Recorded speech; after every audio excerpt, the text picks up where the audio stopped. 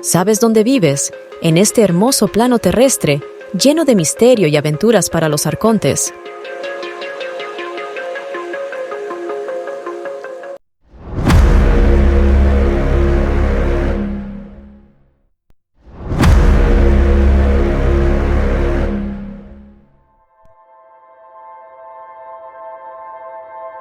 La respuesta parece obvia. No se cometió pecado alguno.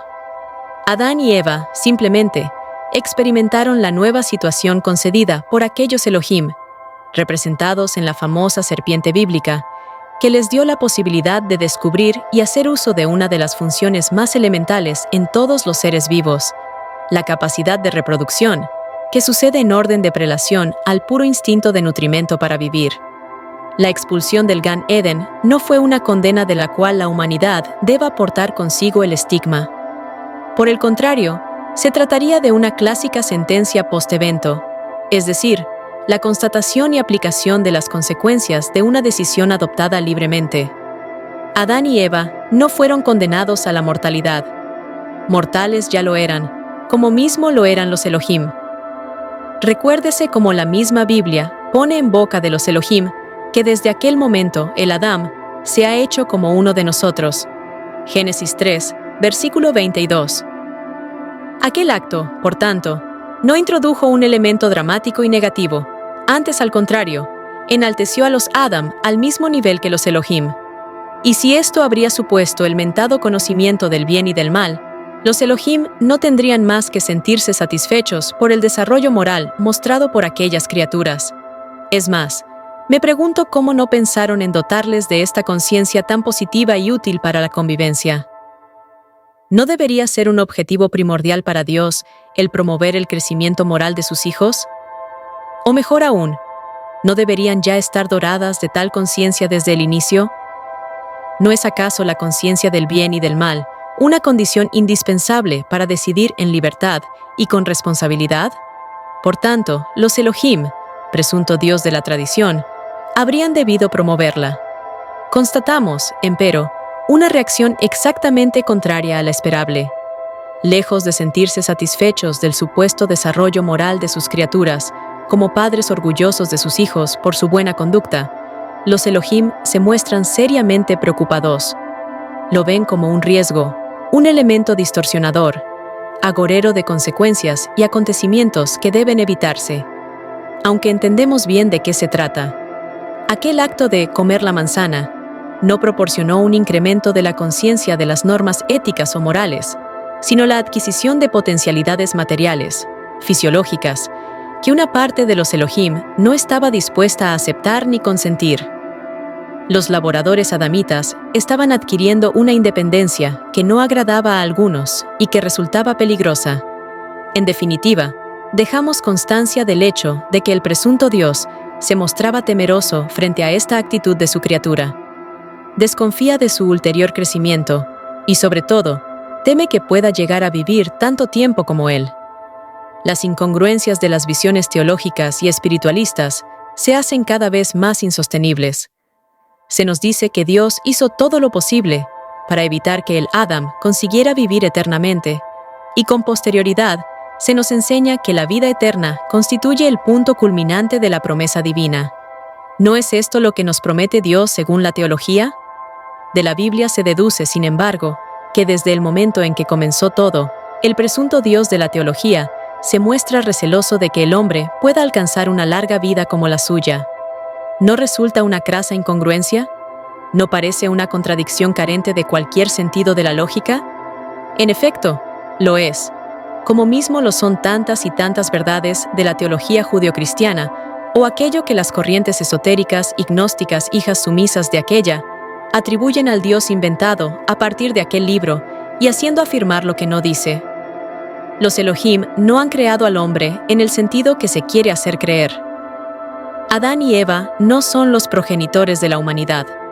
Los Elohim no han temido jamás que el Adán pudiera alcanzar la vida eterna, cualidad esta que ni siquiera ellos poseían. Es verdad que gozaban de nota longevidad comparada con el hombre, pero en cualquier caso su vida era finita y con fecha de caducidad al llegar el momento de la muerte.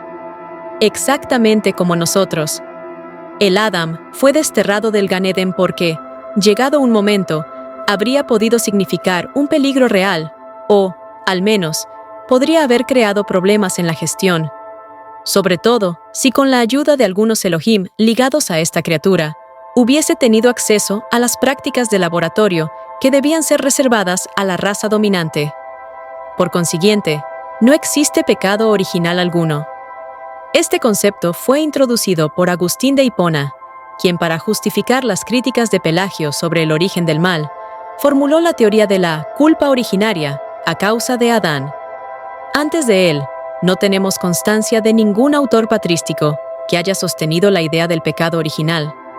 A mayor abundamiento, habría que decir que si se quiere hablar de culpa, conviene tener en cuenta sus consecuencias, pues no se puede estigmatizar a la entera humanidad. Entre otra cosa porque Adán y Eva, como hemos dicho, no son sus progenitores. Si el pecado original no existe, y por consiguiente, Adán y Eva no han deshonrado a la humanidad, puesto que, en cualquier caso, no son nuestros padres. ¿Qué sentido tiene que un Dios, que no se sabe cuál sea, puesto que la Biblia no habla de ninguno, enviase a su Hijo a dejarse atormentar hasta la muerte para liberar a la humanidad de una mancha o pecado inexistente? Y me surge otra pregunta. ¿Cuál de entre todos los Elohim fue quien lo envió? Lo único cierto es que no fue Yahweh, puesto que sabemos que este fue visto por muchos en el curso de los siglos, mientras que Jesús dice de su Padre que nadie lo ha visto jamás. Juan capítulo 1, versículo 18.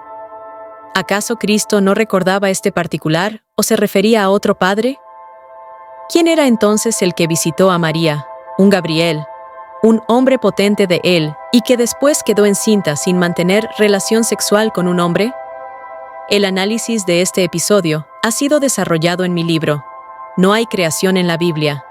Cuando Jesús se encuentra en la cruz, en un momento extremo y fatal, invoca pronunciando las palabras Elí, Elí, lema sabachthani.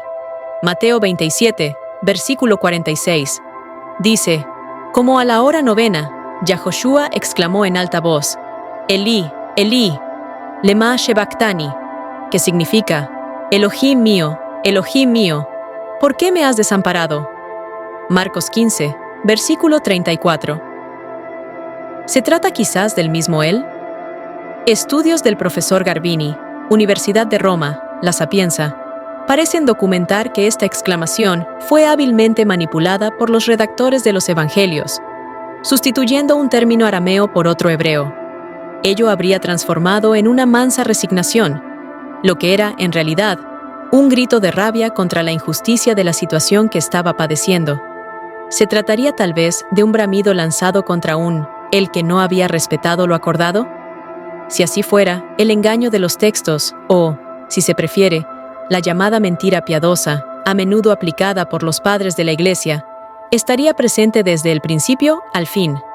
Es decir, desde el capítulo 1, versículo 1 del Génesis, hasta la última palabra pronunciada sobre la cruz, pero esa es otra historia. Enseguida volvemos al Antiguo Testamento. Si no existe pecado original, se dirá que el hombre en cualquier caso está manchado por todo el cúmulo de pecados cometidos ordinaria y cotidianamente en contravención de los mandamientos que el mismo Dios ha impartido. Sin embargo, hemos apuntado también que la Biblia no habla para nada de Dios, sino de un colono gobernador local que dictó una serie de reglas válidas para aquel pueblo que le había sido asignado y del que debía ocuparse. Sus palabras no eran universales. Es más, hemos visto que no era extraña la falta de claridad en las reglas, incluso para quienes las habían recibido directamente de él. El relativismo histórico, social y cultural de las normas dictadas por aquel Elohim es tan evidente que el rabino Benjamin Edidin Skolnick, Temple Beth Shalom Harden, Connecticut, e Instructor of Bible, Jewish Theological Seminary, Nueva York, escribe que la interpretación y la adaptación de aquel texto resulta una necesidad imprescindible para cada generación. Afirma además que cuando en el libro se encontraban errores y contradicciones, era competencia de los exegetas recomponer el texto y armonizarlo.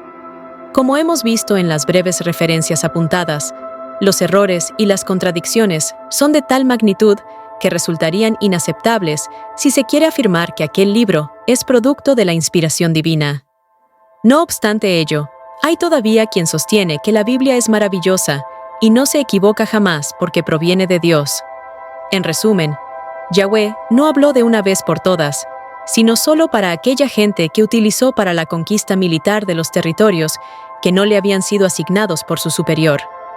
Todo lo que ha venido después en materia de verdades espirituales es producto de la elaboración de quienes, sobre la base de aquel libro, han construido un sistema de poder, con estructuras teológicas e ideológicas eficaces para fines terrenales.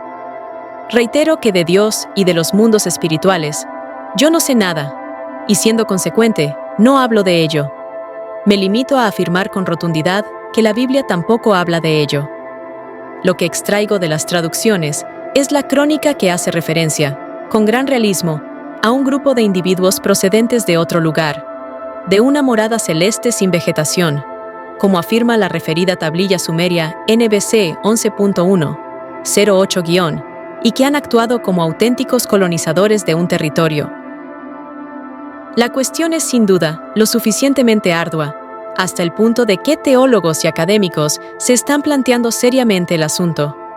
No traigo aquí a colación lo que ya he tratado en profundidad en mis anteriores libros sobre las declaraciones pronunciadas por hombres de fe y eminentes jesuitas acerca de los llamados alienígenas, es decir, seres supuestamente venidos desde el espacio exterior. Cito, no obstante, de nuevo al profesor Armin Kreiner, profesor de Teología de la Facultad Católica de la Universidad de Múnich, Baviera, Alemania, que señala algunos puntos que considera ineludibles para la Iglesia en general y para la Cristología en particular. Afirma este teólogo al respecto. 1.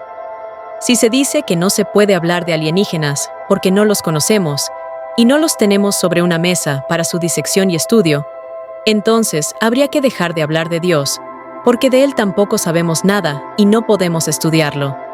2. Los testimonios de Cristo son inescrutables y no verificables, mientras que los testimonios sobre avistamientos o supuestos encuentros con extraterrestres pueden ser objeto de examen. 3. La acción redentora de Cristo se ha definido por la teología, única y universal, es decir, que aviene una sola vez y vale para toda la humanidad por siempre. Y continúa diciendo que cuando esta doctrina fue elaborada, se creía que la Tierra era el centro del universo y que el hombre era la única criatura dotada de inteligencia, hecha a imagen y semejanza de Dios. No obstante, si existieran otros seres, surgirían las siguientes preguntas. Antes de su intervención en la Tierra, ¿visitó Cristo otro planeta? ¿Los habitantes de otros planetas habría, o no, cometido un pecado original? Si hubieran cometido tal pecado, ¿fue Cristo a sacrificarse por ellos a aquellos lugares? Si en el futuro, en otros planetas, se cometiera un pecado original similar, ¿debería aparecer Cristo de nuevo y dejarse crucificar allí? En este sentido, el teólogo afirma que la cuestión resulta absolutamente ineludible. La jerarquía eclesiástica y los seguidores de las tesis tradicional, teológicas, ideológicas, esotérico-iniciáticas, deberían abrir la mente a los nuevos retos. El bastión del dogmatismo construido y sostenido a lo largo de 2000 años debe ser totalmente revisado. Como siempre digo en mis conferencias, yo parto del supongamos que los autores bíblicos no se han inventado ningún cuento, sino que se dedicaron a dejar por escritos los sucesos acaecidos en tiempos antiguos. Ahora, después de muchos años de traducciones del hebreo masorético, con absoluta libertad de pensamiento, me siento legitimado para decir que en los textos aparecen suficientemente fundadas las afirmaciones que formulo. No es verdad que la Biblia sea un libro de religión. No es verdad que la Biblia hable de Dios. Nos relata la historia de los Elohim y las vicisitudes sobre el pacto que uno de ellos, llamado Yahweh, ha concertado con un pueblo.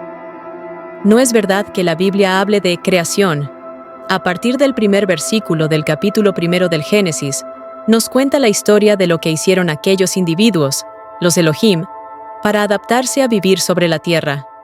No es verdad que la Biblia nos cuente la creación del hombre como acto específico de omnipotencia divina.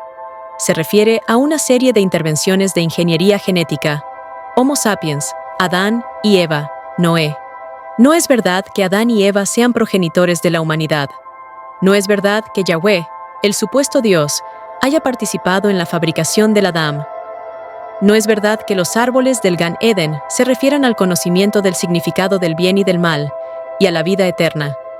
No es verdad que Adán y Eva hayan cometido el llamado pecado original.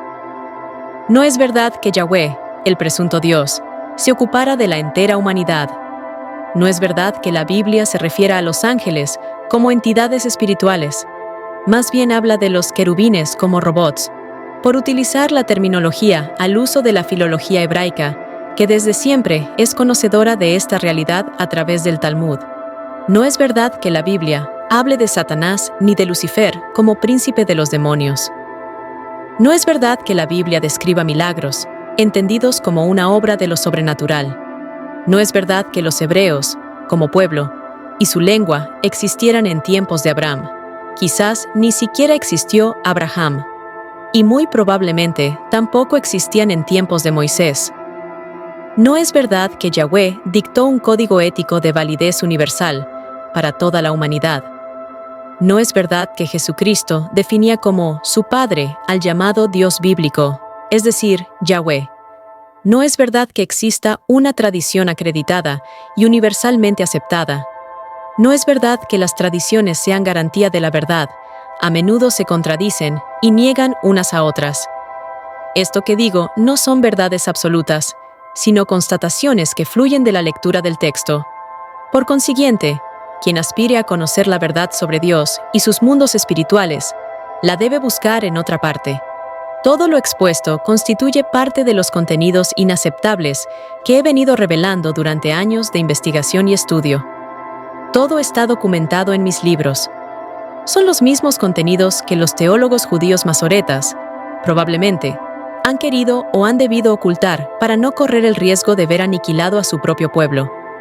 Esto sucedería entre los siglos VI al IX de nuestra era. En los siglos sucesivos, el misticismo se dedicó a cubrir de espesas capas de niebla aquellas verdades inaccesibles y arriesgadas. A la vista de lo delicado del momento histórico que se atravesaba, puedo entenderlo. Sin embargo, hoy, en pleno siglo XXI, las condiciones sociales y culturales son radicalmente distintas. Aquellos que saben, tienen la obligación de hablar. Observo con satisfacción que, aun cuando sea como reacción a mis trabajos, hay quienes han comenzado a hacerlo, incluso sobre temas bastante espinosos. El camino está trazado, solo tenemos que continuar avanzando en el estudio y con las verificaciones necesarias.